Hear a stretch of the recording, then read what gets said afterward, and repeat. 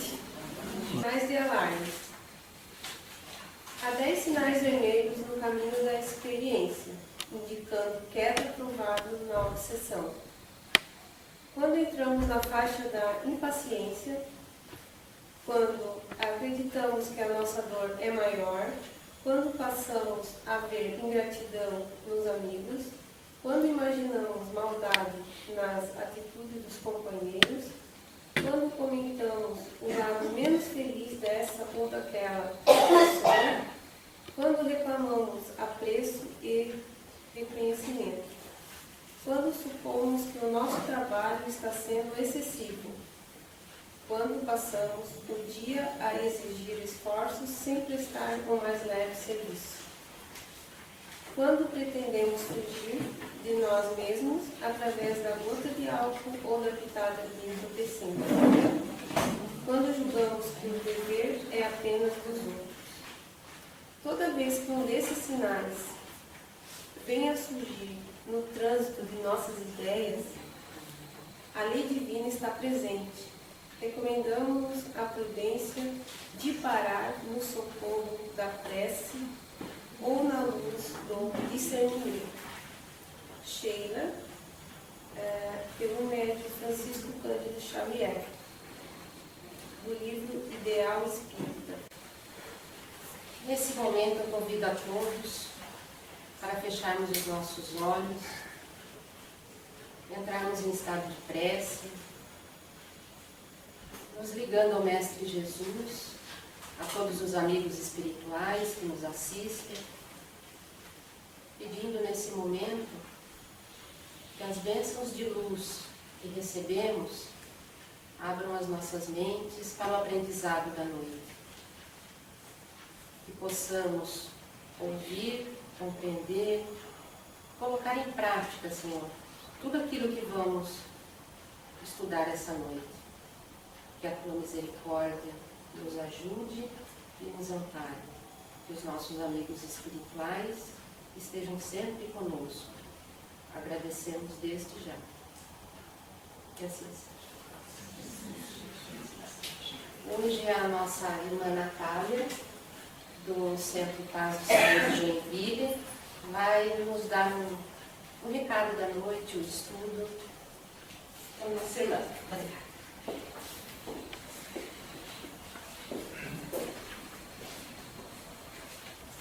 Boa noite, queridos irmãos. Boa noite. Que maravilha perceber essa casa com tanta gente numa noite de frio, né?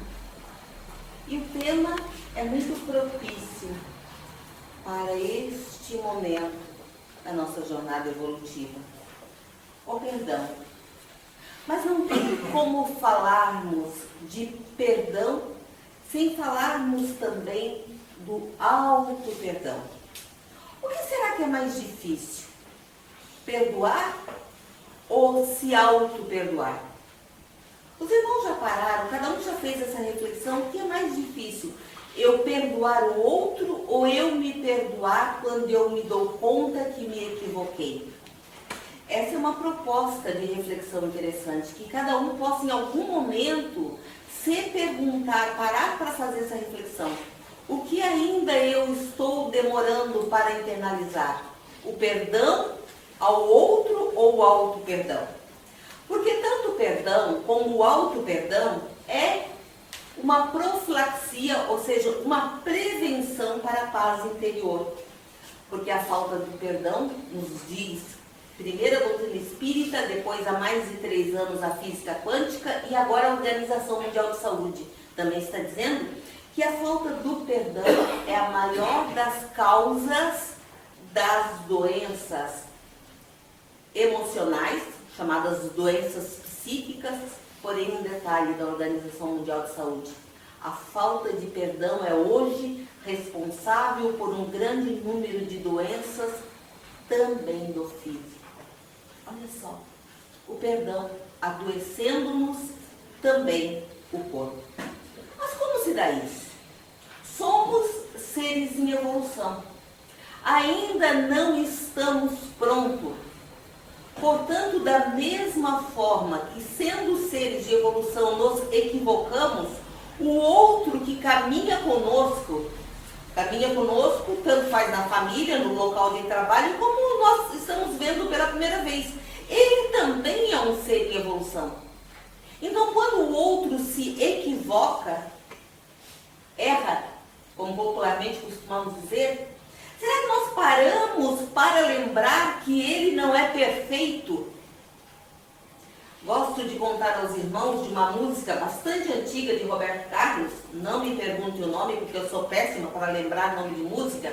É naquela música que ele falava, antigamente ele falava assim, não somos perfeitos. Creio que é aquela música que fala sobre as baleias. Não somos perfeitos. Ele continuava a música. Muito bem, ele regravou essa música recentemente para colocar uma palavra. Estava eu dirigindo pela Max Colim em Joinville quando essa música começou a tocar no rádio, né? Saudosista, né? Década de 70. Já ele tinha um pouquinho mais do som. E aí me dei conta que ele regravou só para botar uma palavrinha a mais. Então agora ele canta dizendo assim, não somos perfeitos, pausa, ainda. Ele é ou não é um espiritualista, né? Ele regravou para pôr uma única palavra. Dizer que nós, antigamente ele só dizia que nós não éramos perfeitos. Agora ele fala, ainda. Então, se nós não somos perfeitos ainda, quando nós erramos, né, mais popularmente falando, né, eu costumo usar a palavra equívoco, né? Quando nós nos equivocamos, saibamos nos perdoar. Mas também isso vale para o outro. Se nós pararmos para atentar para a doutrina de Jesus, ele falou de perdão o tempo todo. O espírito Caivá Schutel diz que a maioria das parábolas de Jesus é falando do perdão, ainda que não tenha na parábola a palavra perdão. Então, queridos irmãos, numa das falas do mestre ele disse, se vós perdoardes aos homens as ofensas que eles fazem contra vós, vosso Pai Celestial vos perdoará também os vossos pecados. Aí vem uma pergunta. Então, se Deus vai precisar nos perdoar, é porque Deus nos ofende? Vale a média bimestral, 7. Deus, ele vai nos perdoar porque ele se ofende? É óbvio que não. Mas há 2000 anos, aquele povo que estava ali ao vivo, ouvindo Jesus, eles acreditavam que Deus era um Senhor dos exércitos, que era um Senhor para ser temido e não amado. Jesus é que veio trazendo-nos a ideia de que Deus é Pai, não é um general do exército, é Pai, e é Pai de amor.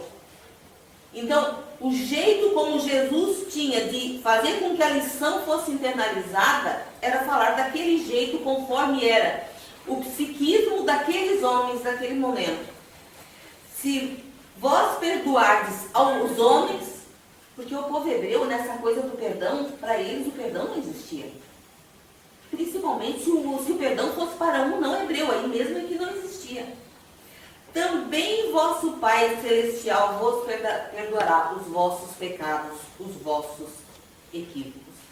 Isso Jesus disse, essa fala dele, ao longo da sua vida, da chamada vida pública, daqueles 3 anos em que ele pregou. Mas qual foi a última fala de Jesus na cruz?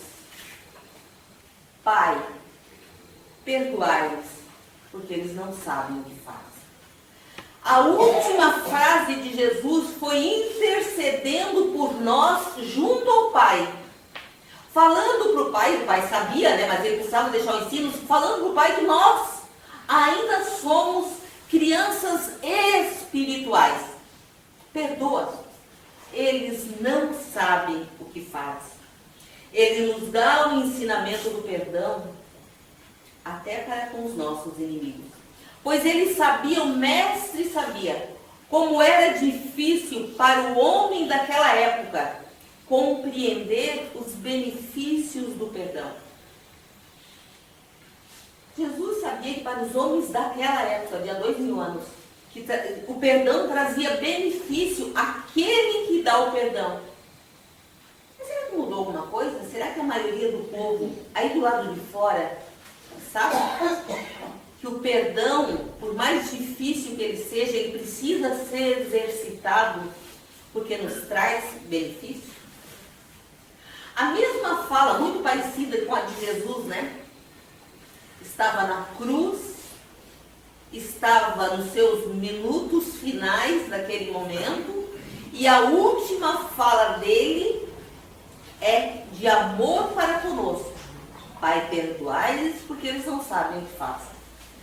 Isso nos faz lembrar de Estevão, o Gesiel do livro. Qual era o livro mesmo? Eu estive aqui e convidei vocês para ler Paulo e Estevão. Não leram? O livro Paulo e Estevão. No livro Paulo e Estevão, no momento em que Estevão está sendo apedrejado no sinédrio, no átrio, do lado de fora, né? Sinédrio e templo eram a mesma construção. No momento em que está acontecendo o apedrejamento de Estevão, ele, nas vascas da morte, Estevão, né, quem não leu o livro, mas fica o convite ainda, 8 de julho, portanto daqui a pouco, o livro Paulo e Estevão estará fazendo 75 anos da sua primeira edição. Fica o convite. Leia Paulo e Estevão. O próprio Chico disse numa entrevista que Paulo e Estevão é o livro mais lindo da lavra dele através de Emmanuel. O Chico disse isso. Muito bem. Quem não sabe, então, Paulo consegue fazer um enredamento de mentiras e leva Estevão à morte por apedrejamento. Então estava ali sendo apedrejado naquele momento um mártir, inocente daquilo ali. E mesmo assim, no momento em que Estevão já estava moribundo, ele percebe com a sua visão mediúnica dilatada que é como se no firmamento uma estrada de luz, o firmamento se rasgasse e ele vê uma estrada de luz. E descendo por aquela estrada de luz, ele percebe vindo para recebê-lo no momento do desencarne o próprio Cristo, vindo acompanhado de uma legião de anjos. Jesus chega, acaricia a fronte ensanguentada de Estevão, só Estevão estava tendo aquela visão, mas Estevão percebe na agonia da morte que Jesus olha para Saulo de Tarso. Paulo, o nome dele na primeira parte do livro é Saulo de Tarso. Olha para o futuro apóstolo Paulo, um misto de compaixão e misericórdia no seu olhar, pelo equívoco que aquele irmão estava cometendo. Ao perceber esse olhar de Jesus em direção a Paulo de Tarso, Estevão, na agonia da morte, intercede por aquele que levar a morte. Senhor, grita ele, não lhe imputes mais esse crime. Como Jesus, na cruz, pedindo ao Pai perdão por aqueles que o estavam crucificando. Também Estevão, naquele momento da morte, pede pelo seu algoz. Senhor, não lhe imputes mais esse crime. Será que nós já conseguimos? Ninguém vai nos apedrejar até a morte. Mas diante de algum problema muito menor na proporção do que estamos falando aqui da crucificação e do apedrejamento, hoje, no dia a dia, será que nós já estamos conseguindo exercitar o perdão e inclusive elevar uma prece e dizer assim, Pai, não coloque aí na ficha corrida dele isso que ele fez contra mim. Nós estamos conseguindo, estamos pelo menos exercitando isso. Porque nós sempre esperamos a indulgência do outro para conosco. Essa palavra, indulgência, ela é linda. Ela vem do latim e quer dizer in é dentro e indulgência vem do ducti, doce, doçura. Então indulgência quer dizer essa doçura interna que o ser humano deveria aspirar, desenvolver. Então nós sempre esperamos que diante dos nossos equívocos, o outro nos olhe com essa doçura, com essa indulgência. Mas será que nós já conseguimos? Será que nós estamos antenados de desenvolver também a indulgência, essa doçura interna em nós? nós vamos contar um fato que quem me transporta por aí já ouviu inúmeras vezes. Mas que nessa casa eu sei que não contei nenhuma vez. Mas como quem contou a história é um palestrante bastante conhecido, Humberto Fabbri, eu tive a oportunidade de conhecê-lo no ano passado, quando fui no Congresso Médico Espírita em São Paulo, e conversei com ele e disse: eu gostaria muito que um dia você fosse a Santa Catarina. Porque ele é um palestrante espírita que conheceu o Chico Xavier, que entrevistou, que conversou com o Chico Xavier. E ele contou-nos no Congresso Espírita em São Paulo, e eu tenho contado em muitas casas espíritas, a seguinte história. Todos nós sabemos que o mentor espiritual de Chico Xavier era Emmanuel. E que junto com Emmanuel, Chico sabia desde o início do seu trabalho missionário que era realmente um trabalho com dedicação exclusiva. Então Chico, morando já em Uberaba, vamos lembrar que ele nasceu em Pedro Leopoldo, já morando em Uberaba, Chico tinha uma rotina diária. Mais ou menos às 14 horas ele chegava ao centro espírita. Ele tinha hora para chegar, diariamente, mas ele nunca tinha hora para voltar para casa. Nós viemos ao centro como trabalhadores um dia na semana, 2 no máximo. Se chover, não, já tem gente que não vem. Se ficar frio, tem gente que já não vem. Mas se ficar calor, também tem gente que não vem. Chico, todos os dias, às 14 horas, ele chegava no centro espírita, sem nunca saber que hora ele poderia voltar para casa. Quando ele chegava às 14, a fila já virava quarteirão. Porque tinha ali as pessoas da própria Uberaba, pessoas de todo o estado de Minas Gerais, do Brasil inteiro, e muitas vezes era muito comum ter pessoas do exterior. Vamos lembrar que até mesmo os cientistas da NASA foram a Pedro Leopoldo conhecer Chico Xavier, medir a aura de Chico Xavier. Então sempre tinha também pessoas do exterior. Chico abria o centro e começava a trabalhar às 2 da tarde, atendendo aquela fila que não diminuía. Mais ou menos perto das 8 da noite, então Chico parava para fazer o que estamos fazendo aqui nesse momento. Fazer uma preleção, uma exposição, uma palestra, como nós quisermos falar. Ele lia um trecho do Evangelho segundo o Espiritismo e explicava a doutrina de Jesus. Muito raramente ele passava essa tarefa para alguém. Então, quando ele tinha um convidado que ele conhecia, o quanto aquele convidado dele, alguém que estava visitando a casa, conhecia da doutrina e com profundidade do Evangelho, ele convidava para fazer no lugar dele. Enquanto isso, ele estava lá psicografando. Se não, ele parava às 8, fazia essa palestra, aí voltava de novo. Quando os médiuns iam dar o passe, ele voltava novamente a sentar e começava a psicografia das cartas dos desencarnados, que ficou conhecido com o nome de Correio do Além.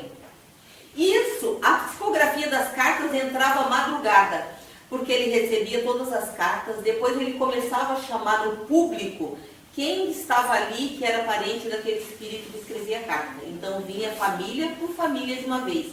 Ele lia a carta junto, a família chorava, ele chorava junto. Uma vez perguntaram para ele por que ele chorava tanto quando ele lia a carta e entregava para a família. E ele dizia que era a única coisa que ele tinha para dar. Era na hora se enternecer com a dor daquela família, se sentir parte daquela família e daquela dor e chorar junto. Depois disso, as pessoas que foram lá contam desse momento do Correio do Além, entrava a madrugada. Depois disso, Chico ainda ia escrever página do livro ou dos livros, no plural, que ele estivesse recebendo. Por Emmanuel, por André Luiz, por Meimei, o espírito que estivesse editando algum livro. Sem comer e beber nada, desde a hora que chegava às 2 da tarde. Muito bem, então aí já vimos que é madrugada quando o Chico fecha o centro espírita e vai para casa. Quando o Chico, que morava sozinho, chega em casa, quem que o está esperando no portão? O seu cachorro, Dom Pedrito, que era a companhia que o Chico tinha. Porém, Dom Pedrito tinha um hábito, como diziam os antigos, tinha uma barba, né? Ele só comia da mão do Chico Xavier. Podia botar no prato de porcelana mais cara. Dom Pedrito farejava e não comia. O Chico ia lá, aquecia o alimento, botava na palma da mão, o cachorro vinha, comia um pouquinho, corria no portão para latir, vinha, comia mais pouquinho, dava uma volta no fundo do quintal, demorava para voltar, e o Chico ali esperando. Então o Chico alimentava antes de ir para o centro espírita e de madrugada, quando chegava Dom Pedrito, estava esperando no portão com fome. E o Chico fazia aquilo, porque Dom Pedrito foi acostumado desde pequeno a comer na mão do Chico. Muito bem. Do lado do Chico Xavier, morava uma mulher também sozinha, uma senhora de idade. E ela tinha um respeito, um carinho, um amor por Chico Xavier. Ela tinha uma admiração pelo trabalho, pela dedicação do Chico aos seres humanos. Mas quando o assunto era o Dom Pedrito, ela dizia: mas esse cachorro faz o Chico de bobo. O Chico é um homem ocupado, olha o que esse cachorro faz com o Chico Xavier. E de tanto ela falar, de tanto ela se incomodar com aquilo, um dia ela decidiu: eu vou ajudar o Chico em relação ao Dom Pedrito. Pergunta. Agora eu vou esperar vocês falarem, eu quero ouvir. Ia matar o cachorro.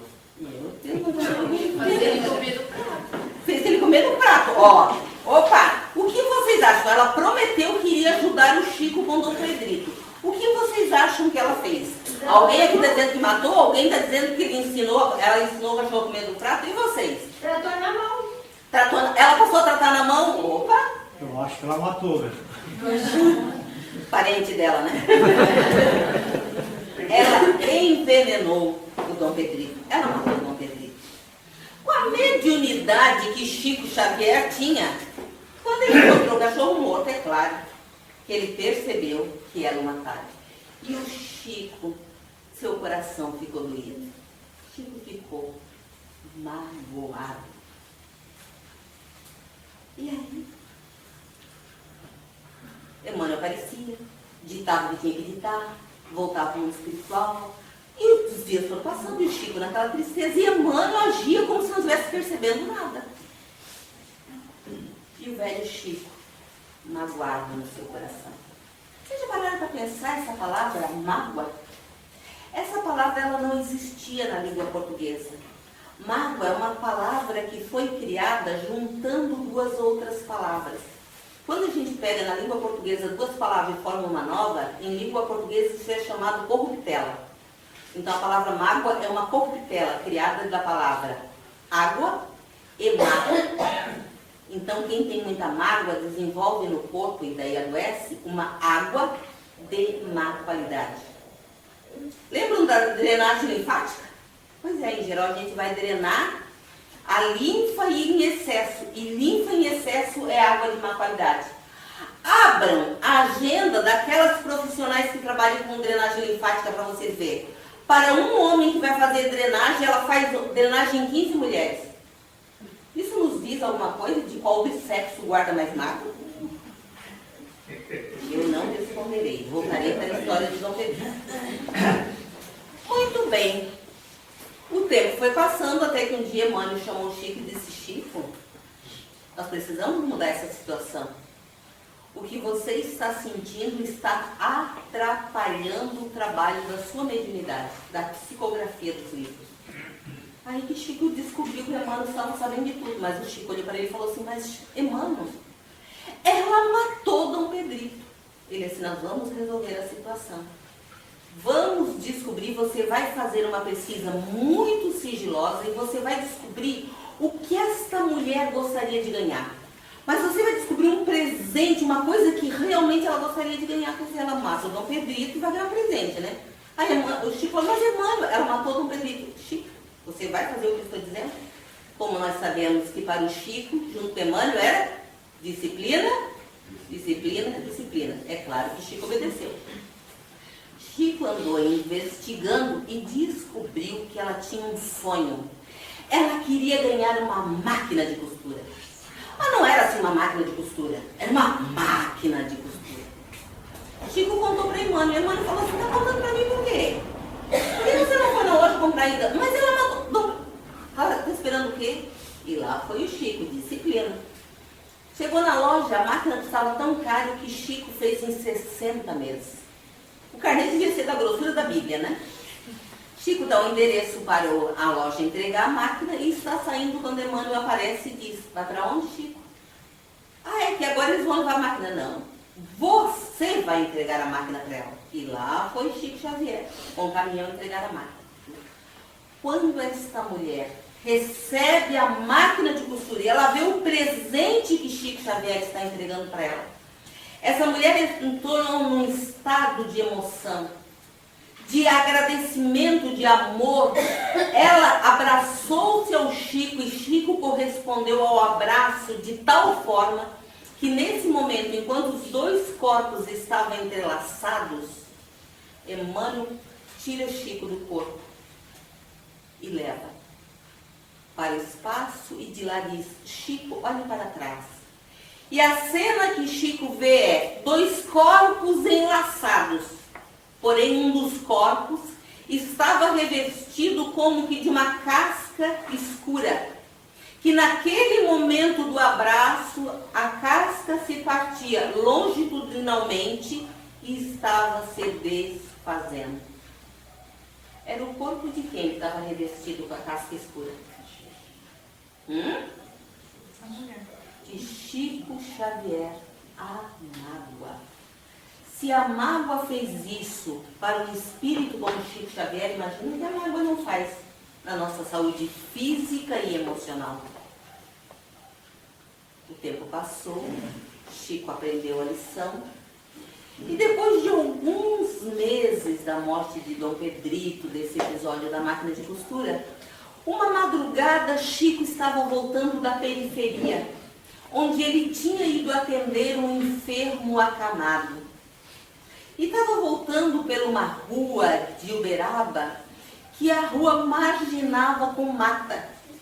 E eis que na madrugada, caminhando sozinho, de repente sai do meio da mata um filhotinho de cão, que vem ganindo e começa a acompanhar Chico Xavier. Chico, olhando aquele bichinho que ainda precisava de cuidados da mãe, pega o bichinho, leva de novo e bota para dentro da mata. Dali a pouco o cachorrinho sai de novo e começa a acompanhar Chico Xavier. Depois que Chico pega o cachorrinho pela terceira vez para voltá-lo de volta na mata para que ele vá procurar sua mãe, eis que surge o espírito Emmanuel. E Emmanuel diz a Chico Xavier: pega, Chico, leve para você. É Dom Pedrito que está de volta. Ele é seu, pode levar. Aí Chico abraça o cachorro e diz: mas agora ele vai se chamar Brinquinho, porque senão ela mata tudo. Emmanuel sorri e diz assim: viu só, Chico, como é fácil perdoar? Fácil para você, né, mano? Porque eu ainda tenho mais de 50 prestações da máquina de costura para pagar. É isso aí.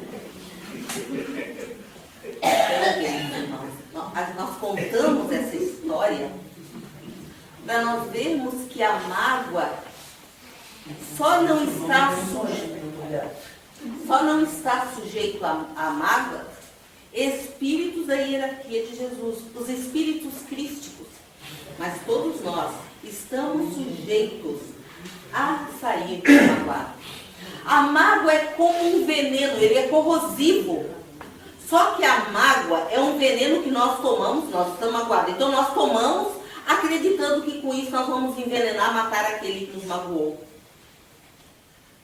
Pedro, o apóstolo Pedro, conversando com Jesus a respeito do perdão, porque Pedro percebia que virava o mexia, Jesus estava falando de perdão. Então, num determinado momento, Pedro pergunta a Jesus: mestre, quantas vezes deverei perdoar ao meu irmão quando o meu irmão tiver pecado contra mim, tiver se equivocado, né? Pecado contra mim? Eu sempre pensei que Jesus tinha dito logo a resposta, 70 vezes, 7 vezes. Mais uma vez, conversando com Altaídes Veiga, alguns aqui conhecem, né? Altaídes Veiga, e ele então me contou que perguntou uma vez para Divaldo.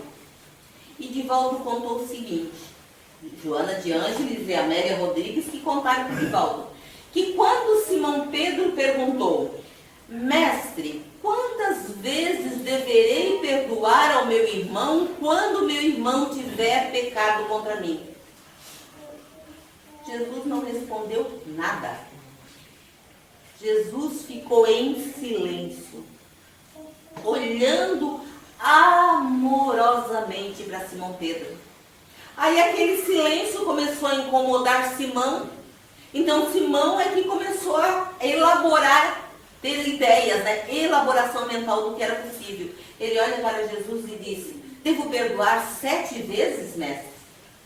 Por que 7? Porque para o povo hebreu, o 7 é um número cabalístico. E Simão era um hebreu, né? Um hebreu nascido na Galileia, portanto um hebreu galileu. Aí, como Jesus não dava resposta nenhuma, ele então vai tateando, perguntando, né? Deverei perdoar 7 vezes, né? Aí sim Jesus dá a resposta. Em verdade vos digo, Simão, não deveis perdoar apenas 7 vezes, mas 70 vezes 7 vezes quando teu irmão tiver errado contra nós. Aí voltamos de novo a Chico Xavier em Uberaba. Uma mulher vai procurá-lo para pedir conselhos porque ela ia se separar. Ela se casou, agora ia separar do marido e foi lá pedir para o Chico Xavier assinar embaixo, né? Endossar o que ela estava falando. E Chico perguntou: mas minha irmã, por que vocês vão se separar? Ah, Chico, sabe aquela passagem de Jesus, perdoar 70 vezes, 7 vezes? Eu já perdoei. Meu marido já se equivocou e eu já perdoei 70 vezes, 7 vezes a ele. Então agora eu vou me separar. Aí Chico falou assim: olha, minha irmã, o Emmanuel está aqui do meu lado e está me dizendo para me avisar para você que a proposta de Jesus é que a gente perdoe 70 vezes, 7 vezes a cada tipo de equívoco. Portanto, é perdão ao infinito. Que coisa, né? Porque há no ato de perdoar um efeito material. Lembrando, nosso corpo é matéria. Há no ato de perdoar um efeito material. Porque quando nós vamos lembrando, enquanto a gente não consegue perdoar, todas as vezes que a gente lembra daquilo que o outro nos ofendeu, nos magoou, o lembrar faz com que nós sentimos todas aquelas emoções desencontradas novamente. Quem aqui já se deu conta disso? Que quando tem algo que está chateando ao lembrar, é como se viesse toda aquela energia novamente. Então, quando nós perdoamos, nós vamos deixando de ingerir esse veneno em doses homeopáticas cada vez que nós relembramos o fato. Porque quando nós perdoamos, gradativamente, nós nunca vamos esquecer por completo, mas gradativamente isso vai ficando numa zona cortical, portanto numa zona cerebral mais profunda. Então já não vai ficar ali, nós lembramos o tempo todo. Porque a falta do perdão, como dissemos no início, adoece a alma, entendendo que a alma é o espírito reencarnado, portanto adoece a psique e adoece o corpo físico. Atire a primeira pedra, aquele que nunca errou, disse Jesus, aqueles homens que trouxeram à praça pública a mulher equivocada. O que fez com que Emmanuel, no livro Pão Nosso, perguntasse numa das lições: cadê o adúltero? Porque se encontrar uma mulher no crime de adultério, tinha alguém com ela. Mas para aquela sociedade, o homem podia fazer o que quisesse. Parece que não mudou muito, né? Mas a mulher fora levada à praça pública e jogada diante de Jesus, porque eles queriam que Jesus abonasse o crime que eles iriam cometer de matá-la por apedrejamento. Pausa. Quero contar uma coisa para os irmãos, tá? Os Estados Unidos fez uma eleição, uma votação, e os Estados Unidos agora, neste mês, o livro Pão Nosso, esse que acabamos de falar, Chico Xavier, ditado por Emmanuel, foi eleito nos Estados Unidos o livro cristão do ano. E os espíritas brasileiros não conhecem Pão Nosso. O livro Pão Nosso. Acabamos de falar dele. Foi eleito para o povo americano como livro cristão do ano. Muito bem. Então, falamos aí que quando nós vamos aprendendo a nos perdoar, auto-perdão, né? Auto com U, né? Que o auto com U é auto de eu. Quando eu aprendo a me perdoar e aprendo a perdoar o outro, eu vou me livrando dos processos obsessivos. Eu vou me livrando de futuros processos de obsessão. Porque aqueles que não me amam e estão só esperando uma brecha, ao me perceber magoada, revoltada, podem começar, não, mas tu viu, olha só o que ele te fez. E podem começar, né, a trabalhar em mim um processo obsessivo. Se eu perdoo, eles não vão ter esse furo no meu guarda-chuva de proteção para começar um processo obsessivo. O nosso esforço em perdoar, além do mais, desperta a simpatia daqueles espíritos que nos observam, e muitas vezes aqueles que nos observam e que querem, por ser nossos inimigos do passado, começar um processo obsessivo, ao perceber o nosso esforço para perdoarmos, aquele inimigo pode se transformar num amigo. É difícil perdoar? É. No estágio evolutivo em que nós estamos, para a grande maioria, se nós fizermos uma enquete, botar isso como pergunta no próximo censo, né? No próximo censo. É difícil perdoar? A grande maioria dos brasileiros vai dizer que sim. Então, como fazer? É difícil, não é impossível. Porque senão os espíritos não falariam tanto de perdão. Senão Jesus, na sua vida pública, no seu evangelho, não falaria tanto de perdão. Jesus não ensinou nada que não fosse factível, que não fosse possível fazer. Então, como fazer? É preciso limpar a mente, através de uma prece, pedindo ao seu protetor, ao seu anjo da guarda, aos espíritos que nos amam, para que nos auxiliem a cortar a sintonia doentia que está existindo entre nós e aquele que nós ofendemos ou aquele que nos ofendeu. Isso é o limpar a mente. Não é fácil, mas como dissemos, não é impossível. Um outro passo é colocar-se no lugar do outro. Em psicologia a gente chama de empatia. Tentar me colocar no lugar e pensar, mas se fosse eu naquela situação, será que eu também não tinha ofendido como ele me ofendeu? Aprendermos a nos colocar no lugar do outro, desenvolvendo a empatia, nos auxilia em muitas coisas da vida. E aí pensar na lei de ação e reação. Esse outro me ofendeu. Mas eu já parei para pensar e eu cheguei à conclusão que eu nunca o ofendi. Pois é, então ele só está sendo um instrumento de eu perceber como é doloroso, porque em algum momento eu já ofendi alguém. Se não foi nessa encarnação, foi numa encarnação passada. Tudo é comandado pela lei de ação e de reação.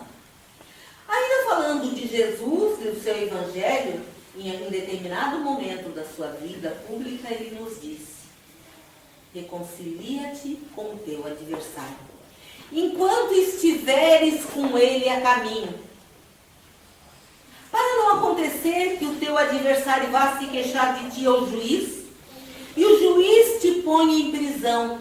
Em verdade vos digo que daí não sairás, enquanto não estiveres pago até o último centímetro.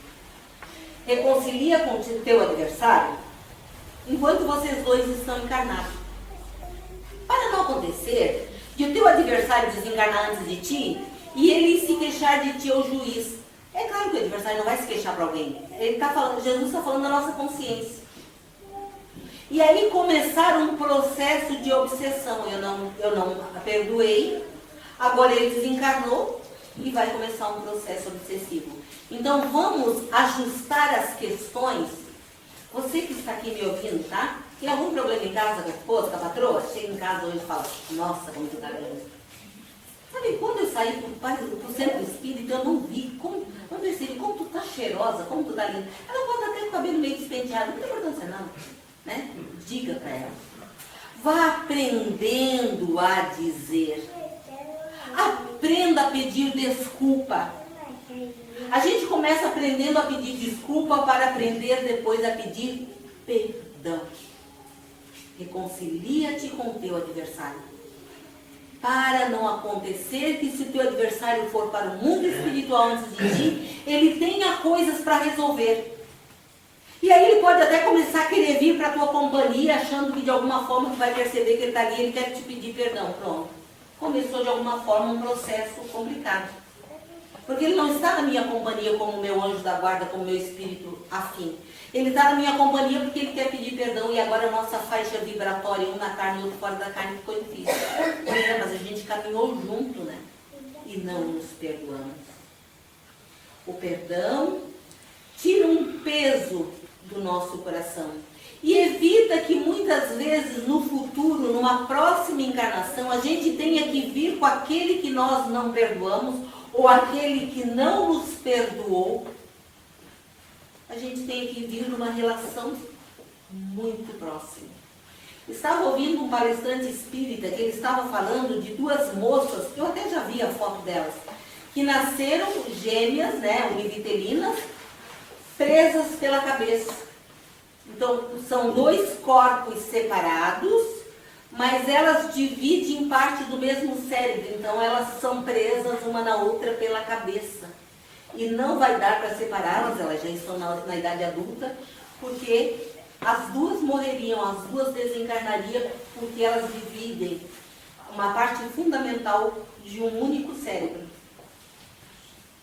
Vocês percebem que expiação complicada? Percebam que expiação complicada. É claro que estão aí dois espíritos que não se perdoaram.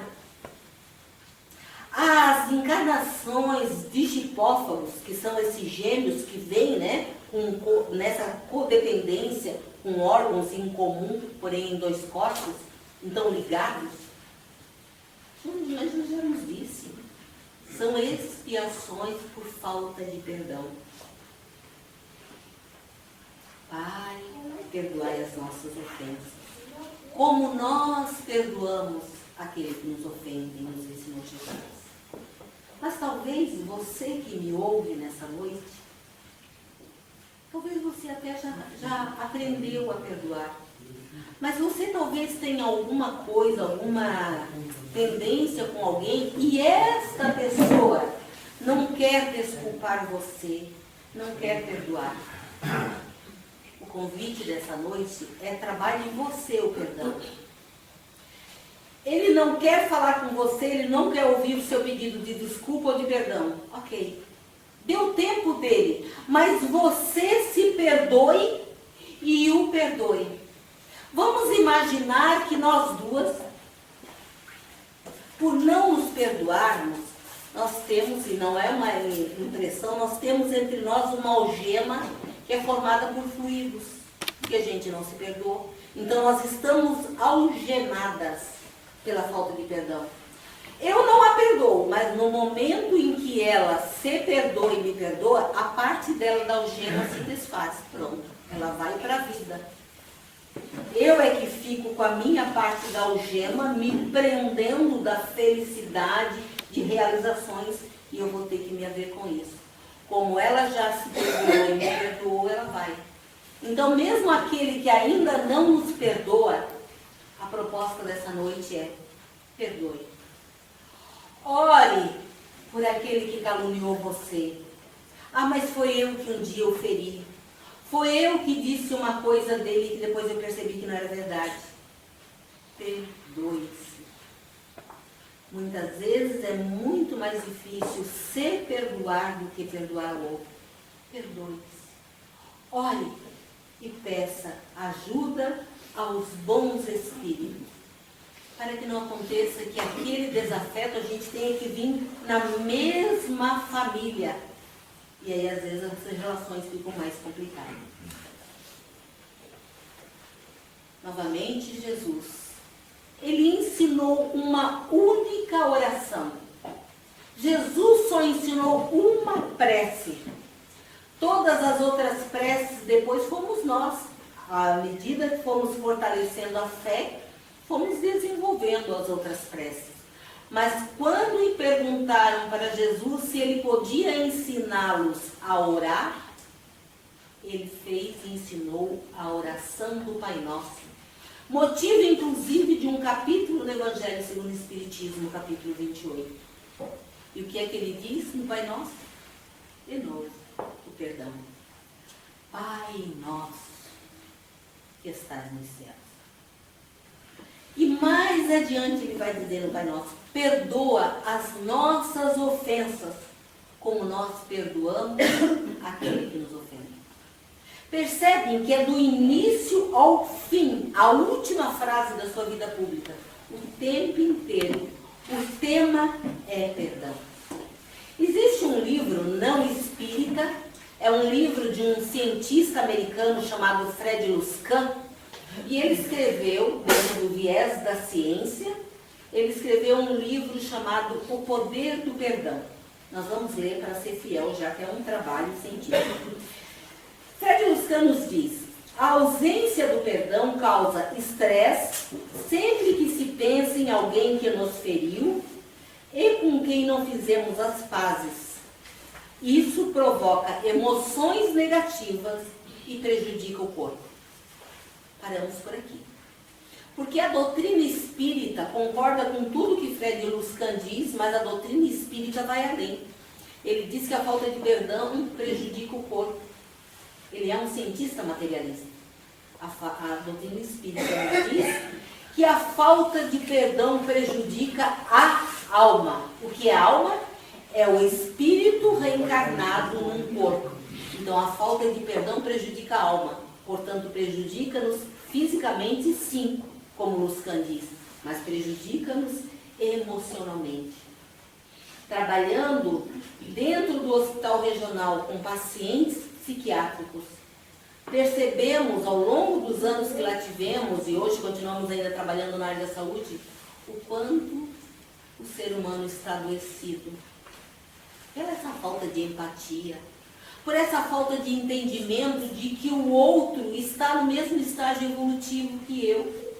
Ora, se eu ainda faço coisas equivocadas, por que é que eu não consigo desculpar quando o outro se equivoca em relação a mim? E isso vai dando brecha para muitos problemas de ordem emocional. Do perdão a si mesmo nasce a força para aprendermos a perdoar os outros. Mas por que temos tanta dificuldade com o outro perdão? Porque nós somos orgulhosos. Não é a Natália. São os bons espíritos que dizem que a nossa dificuldade em nos perdoarmos, o auto-perdão, é por conta do orgulho. Quando nós nos damos conta que erramos, no passado, quando éramos menos evoluídos espiritualmente, nós não estávamos nem aí.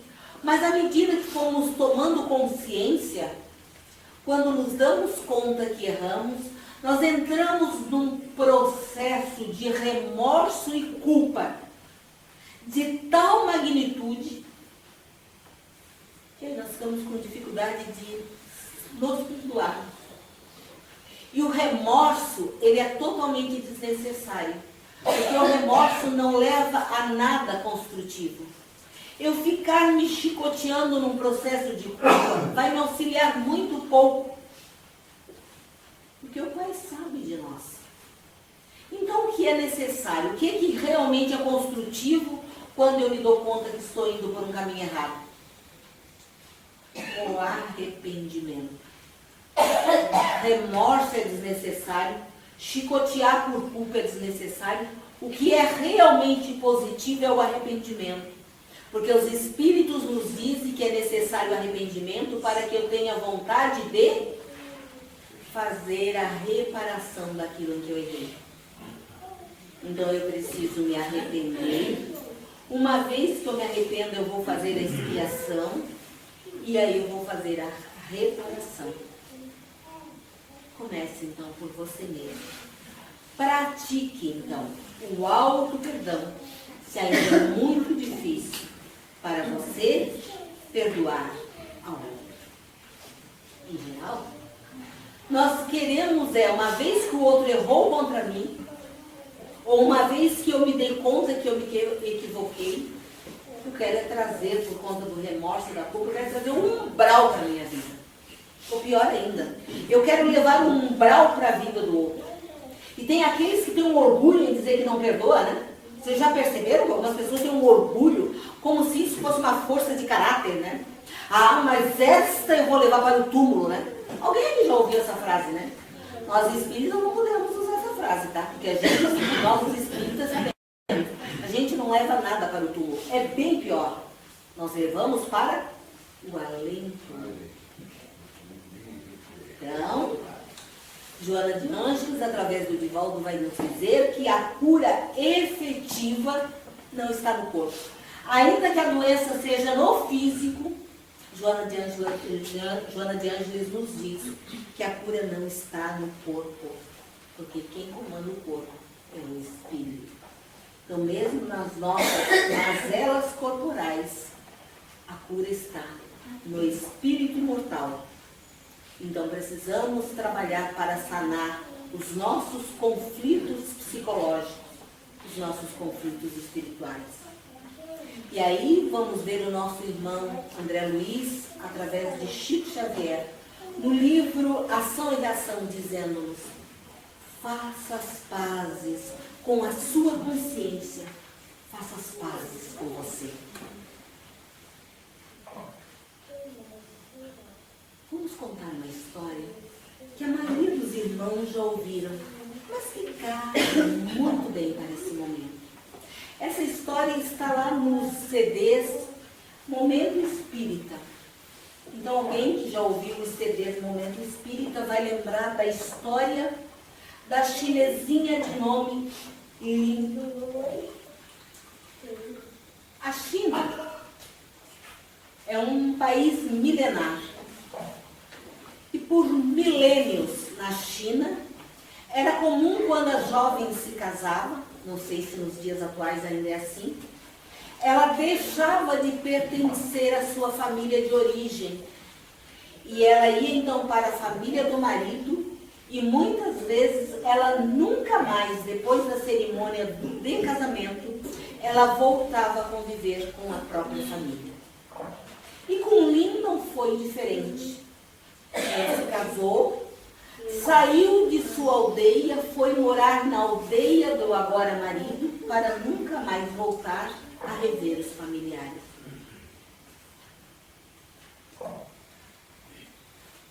Porém, seu jovem marido tinha a mãe doente, acamada, e cabia a Lin a tarefa de cuidar da sogra, que era uma mulher difícil, de mau humor, que reclamava com a jovem nora de tudo.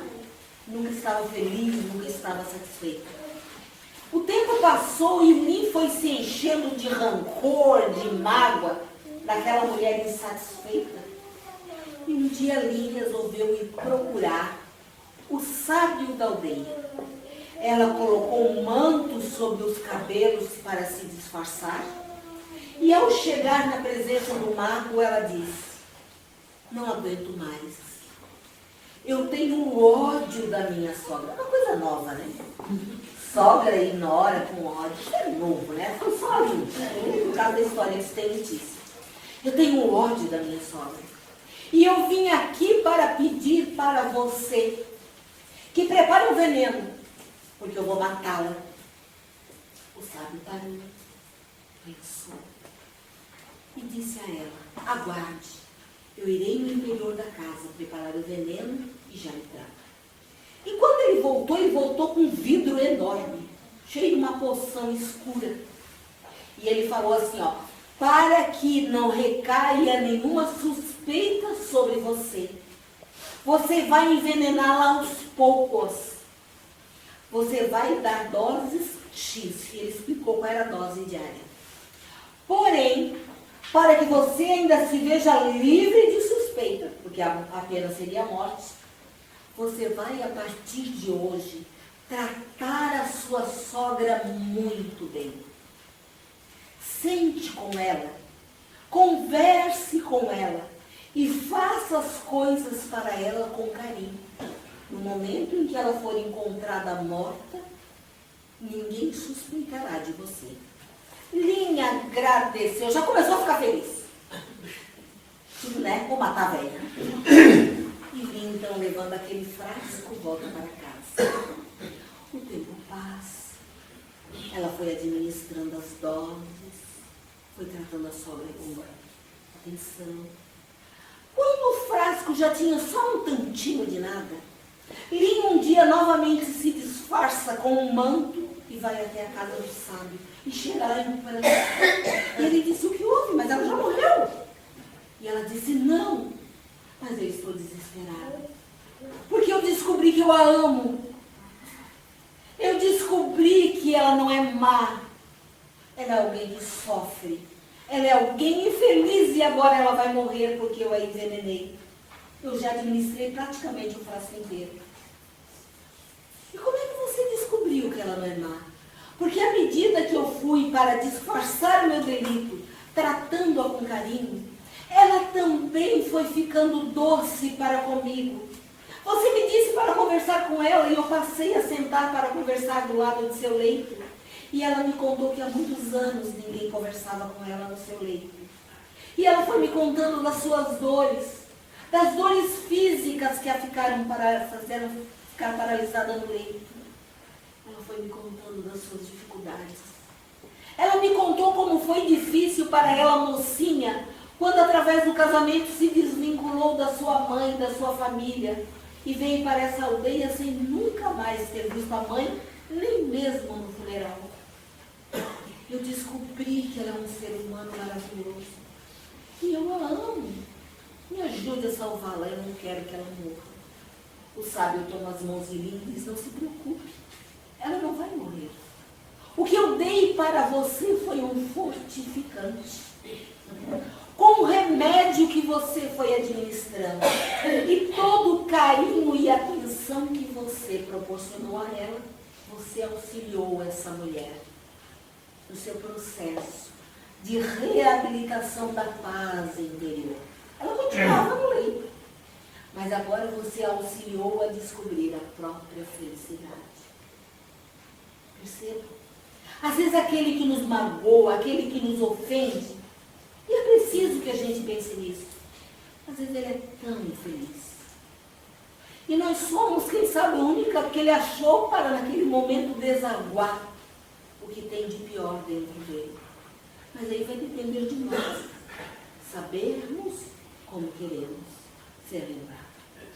Será que nós já aprendemos a desejar ser lembrado por coisas pacíficas e amáveis?